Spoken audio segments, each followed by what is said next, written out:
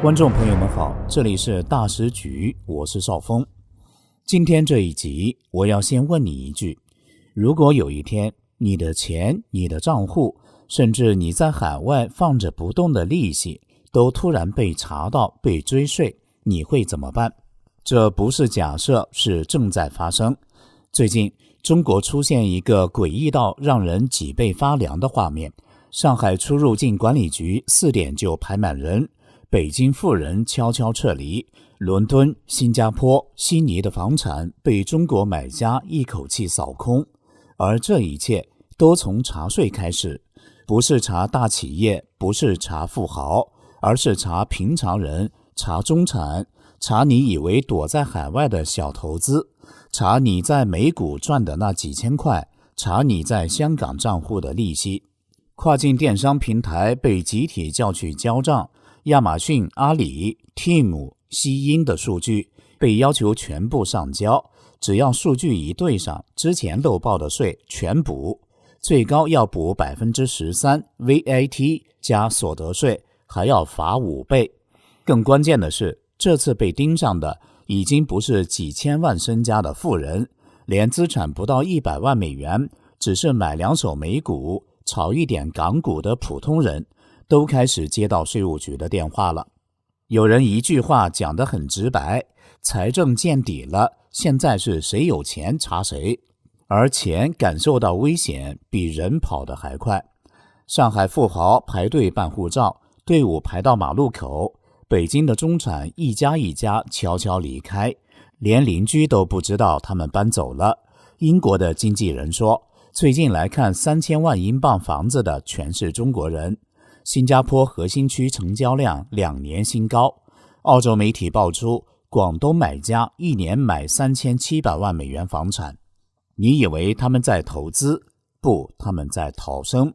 因为所有人都在问一件事：这是短期查税还是长期控资？是政策调整还是逃离倒计时？当跨境账户被核查，海外收入无所遁形，富人加速外流，中产开始恐慌，这场钱往哪里跑的剧本可能才刚刚开始。近年来，中国各级政府为了撑起经济，推出各种刺激措施，财政状况也跟着紧绷起来，钱袋子越来越薄，税务机关自然得动起来想办法开源。这回他们把目光投向了电商。据彭博报道，知情人士透露，中国税务部门近日首度出手，要求阿里巴巴、亚马逊、西音等电商巨头提交销售数据，目标是打击那些利用跨境电商平台逃税的卖家。亚马逊在10月中旬开始交出资料，阿里巴巴旗下的全球速卖通、Team 以及西音等本土平台也在几周前接获通知后陆续配合。目前，各地税务机关并没有指控这些平台本身有任何不当行为。这批数据让税务部门得以更清楚地掌握跨境网店的真实销售情况，而这些实际金额往往比卖家原先报给税局的数字高出不少。一旦卖家修正申报，金额与平台数据对上，可能得补交高达 13% 的增值税与企业所得税。对许多中小卖家来说，这笔补税恐怕要直接吞掉他们的大半利润。这项行动也凸显北京当局对财政收入的迫切渴求。根据财政部资料，2024年全国一般公共预算收入仅成长约 1.3%， 远低于支出增速。地方政府普遍入不敷出，钱不够花成了共同难题。房地产市场持续低迷，卖地收入骤减，地方政府常年仰赖的金流一夕断崖。中央虽然已经拿出高达10兆元的转移支付，但依然补不满地方的财政黑洞，逼得地方税务部门只能自力更生，加强查税。事实上，彭博早在今年6月就曾报道，中共政府正全面加大查税力度，不仅严查国民的海外收入，还启动全球共同申报标准，防止税基流失。这次电商平台被要求共享数据，也可视为这场税收战役的延伸与深化。所谓的全球共同申报，简单讲就是各国之间互通金融账户资讯，意思是不管你人现在在中国还是早就搬去了海外，只要在税务上仍被认定是中国税收居民，那你在美国买股票赚的钱，在香港炒楼的收益，甚至连放在海外账户里安静生息的那点利息，理论上都可能被中国税务机关查到，要求申报，甚至补税交罚款。更关键的是，这次被盯上的可不只是那些身家上亿的大富豪，不少资产不到100万美元，只是买了些港股美股的普通人，也开始陆续接到税务机关的电话或询问。境外收入补税的事儿最近炸了。CRS 体系下，只要你在国内待够了183天，那你所有美股、港股盈利都得交20%的所得税，不按时交就是每天15000的滞纳金。我有个客户被通知要交3000万的税款，怎么办呢？听好了，已经被短信通知或者打过电话了，抓紧去补税。体量大的立即开始规划资产隔离和身份配置，目的是把税务身份调整过来。提醒一下，购买海外房产这部分是不纳入 CRS 体系的，比如你在某个国家直接买套房给自己。总的来说，这是一个系统工程，有困惑的欢迎联系我聊聊。为什么中国最近查税查得这么凶？一句话，钱不够花了。这几年中国经济持续低迷，2025年 GDP 预计只增长 4.5%， 房地产一路探底，像上海这样的一线城市，豪宅价格都跌了3到5成。与此同时，政府还得花大钱搞基建、发补贴、稳就业，结果呢，财政赤字暴增超过5成，地方债务堆得像山一样高。原本靠卖地过日子的地方政府，现在地也卖不动了，只能把目光转向另一块潜在的肥肉——海外资产与投资收入。根据高盛估算，中国居民手中握着大约3700亿美元的美股，1.3万亿美元的美债，如果这些收益能被税务局找回来，那可是一笔天文数字。于是从2025年3月到6月，湖北、上海、浙江、山东4地率先动了起来。他们依靠 CRS 全球金融账户信息自动交换机制，锁定那些有海外账户、境外投资收益的中产阶级，税率是 20%，如果没申报，罚5倍税额，外加每天5%的滞纳金。而且这不是空话，上海就有投资者因为没有申报美股盈利，被追缴税款与罚金共126万人民币。彭博社给的评语很直接，这不是什么政策创新，这只是因为财政太缺钱了。随着这几年中国的政治与经济环境越来越紧张，加上西方自由社会对中共的围堵加剧，一场前所未见的富人出走潮正在上演。原本大家想离开是因为内卷、失业、房价崩盘，而如今税务新政的落地，无异于在干柴上又泼了一桶汽油。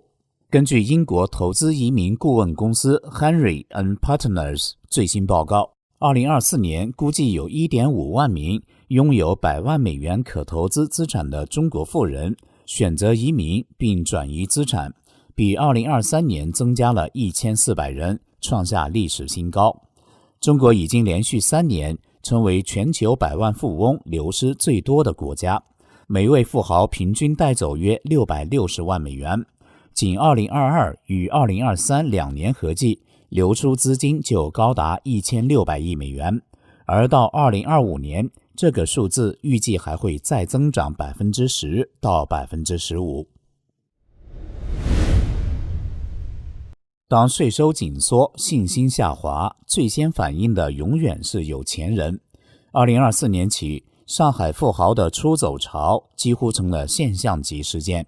上海富豪约占全国总数的 20% 到 25%， 也就是每年约3000到3750人。他们的主要目的地包括欧洲，尤其是西班牙、葡萄牙、日本与土耳其。2025年上半年，光是上海的投资移民签证申请就超过5000份，带走的资金估计达100到150亿美元。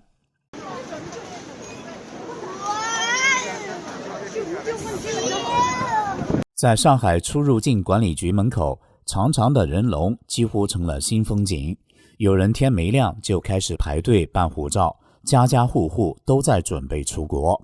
那画面有点像疫情后的报复性出国，只不过这次走的是钱，也是心。有人形容上海滩的有钱人几乎走光了。上海滩里的有钱人都快走完了，太疯狂了。上海滩里的有钱人马上就要搬空了。根据数据显示，上海陆陆续续有1万人带着680亿移民到了国外。这波出国潮连政府都没料到，为什么这么多人选择西班牙？内因其实很明显，国内内卷严重，双循环经济仍在摸索，很多中产和富人想为自己也为孩子找个新的开始。根据日本出入境管理局的资料，截至2023年6月，已有76万中国人移居日本，其中不少来自上海。原因也不难理解，日本的房产是永久产权，没有公摊面积，对外国人购房几乎没限制。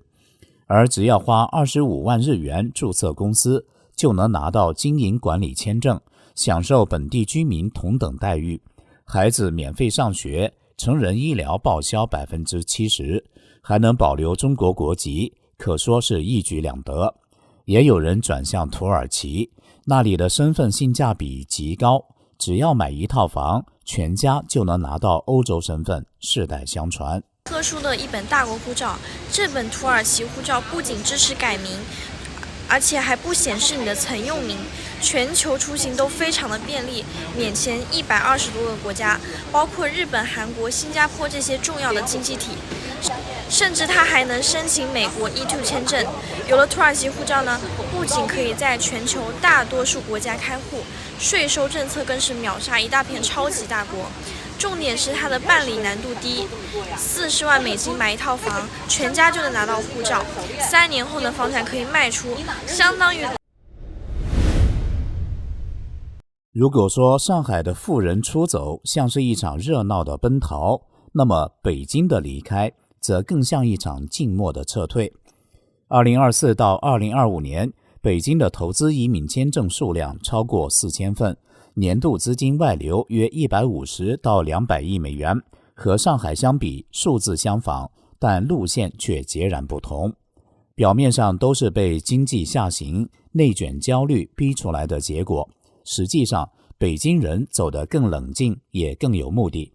在这里，移民不是为了赚快钱，而更像是一场预防性撤退。多数中产家庭带着孩子离开，目标锁定在英国、爱尔兰或马耳他。他们想逃的不是税，而是高考这台绞肉机。只要拿到居留身份，孩子就能免费读当地公立学校，毕业后不仅有机会直升牛津、剑桥，就算选择回国，也能凭华侨生联考，以430分的成绩轻松进入211大学。对许多北京的公职人员、知识分子，甚至国企高管来说，这不是冲动，而是一种理性布局，为孩子也为未来留一条后路。他们很少像上海那样彻夜排队办护照，整个过程更低调、更隐蔽，资金转移循序渐进，多以长期积累的安全资产形式操作，而人均带走的金额往往比上海还高。两座城市，两种离开方式，一边是热烈的逃，一边是冷静的退，但不论节奏快慢，背后的共同点都一样。当信心消失，风险上升，未来不确定，移民成了最后一种确定性。这几年，中国的高净值人群正在加快脚步，把钱也把未来搬到国界之外。根据最新资料显示，中国买家依然是全球跨境房地产交易中最重要的力量之一。英国、新加坡、澳洲等地的房产成交记录都在悄悄上升。在伦敦，一家大型开发商的国际销售部经理刘女士对记者说，过去2年来问伦敦住宅和商业物业的中国买家越来越多，有人看中的是200万英镑以上的高端住宅，也有人向地方银行行长、民企老板直接询问英国别墅的行情。英国公开资料显示，过去1年，中国买家在伦敦核心地区购买的房产多集中在1000万到3000万英镑之间，交易普遍透过离岸公司或家族信托完成。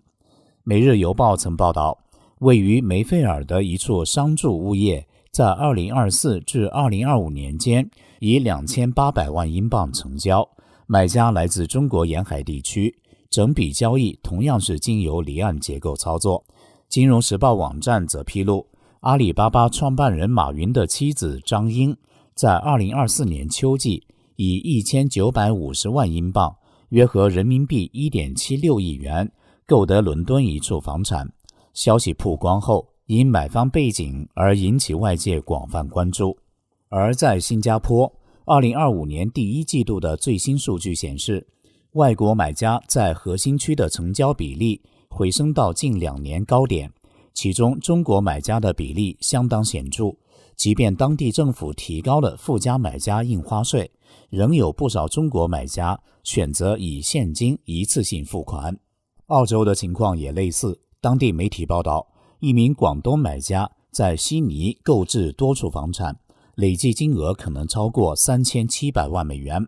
房地产机构表示，中国买家寻找能长期持有的住宅资产依然是市场常态。从伦敦到新加坡再到悉尼，这些交易背后的逻辑其实早已不只是投资，是避险，是分散风险，也是寻找心安的地方。观众朋友们，当跨境电商的账被查，海外收入被追，富人加速出走，普通人开始动摇，这场钱往哪里去的剧本其实才刚刚开场。有人把资产搬走，有人把孩子送走，也有人干脆把自己抽离，但留下的问题是，当资本、人才与信心同时外流，谁来填上空洞的未来？如果有一天查税、限资、封管道成了常态，你会留下，还是也准备好你的后路？这里是大时局，感谢您的陪伴与思考，请订阅分享并打开小铃铛，和我们一起在动荡中坚守真相，在黑暗中点燃希望。